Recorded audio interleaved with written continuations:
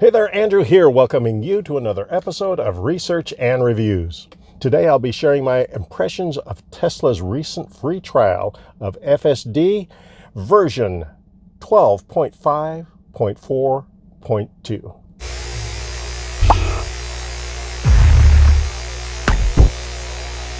So, my recent FSD free trial just expired, and I wanted to share with you some of my impressions. Starting with the things I liked. Number one, FSD now uses the interior camera rather than steering wheel torque to gauge driver attention. Now, I'm not saying I actually did this, but hypothetically speaking, this change could hypothetically allow a driver to drive hundreds of miles without receiving a single nag alert. Hypothetically, of course. Number two, I really like the full screen virtual graphic. It just broadens my area of awareness and does nothing but make driving safer. Now, let's move on to things I neither liked nor disliked. I tried out Smart Summon, and I found it adequate. I did a simple test where I parked in a parking lot and then walked out of the parking lot around a little corner towards a cul-de-sac. Smart Summon safely backed the car out of its stall and out of the parking lot. I was really curious to see what it was going to do at that point because it could have easily just driven off of a curb, but it recognized the driveway of the parking lot with no issues. Then it came directly to me, and that was pretty much it.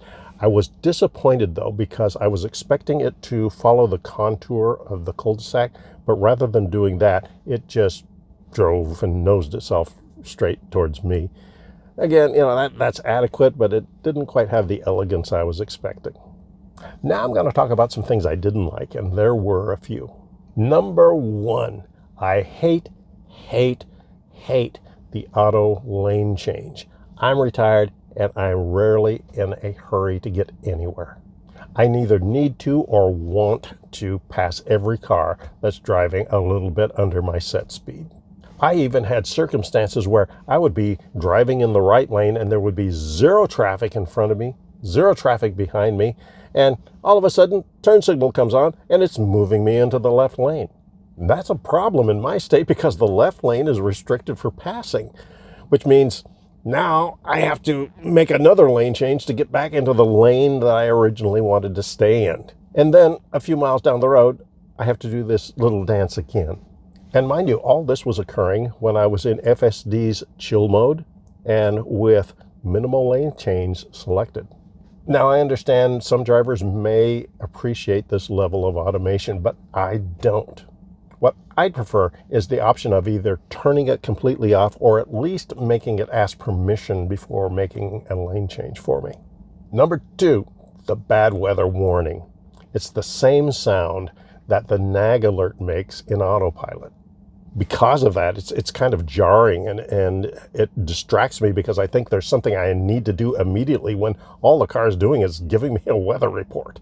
In commercial airlines, there are master cautions and master warnings. Master cautions are designed to alert the pilot that there's some system issue that is going to be needing their attention. Master warnings, on the other hand, are alerting the pilot that there's something they need to be taken care of right now, like say that dreaded sound that no pilot wants to hear. Whoop, whoop, terrain, pull up.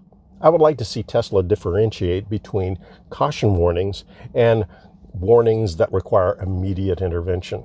Now, for the most part, they actually do this, but when it comes to the weather alert, not so much. Now, additionally, if you're driving in an area where the weather is just on the edge of what the car thinks is bad weather, then that alert is going to go off again and again and again. It's really distracting and irritating. Number three, speed control. I found the speed control to be unreliable. The car would be driving along and then it would detect a lower speed limit. It would slow down just fine, but then when the speed limit would go back up, the car wouldn't adjust. In those cases, what I would have to do is manually accelerate. This was particularly an issue when the car would be slowing down to 35, 40 miles an hour because of speed limit issues. And then when it was time to go back up to 50, 55 miles an hour, it just wouldn't accelerate. Number four, self-parking. Self-parking used to be one of my most favorite features. But in this update, in my car, it was broken. Specifically, if I would try to auto park in a stall that was to my right, it would fail almost every time.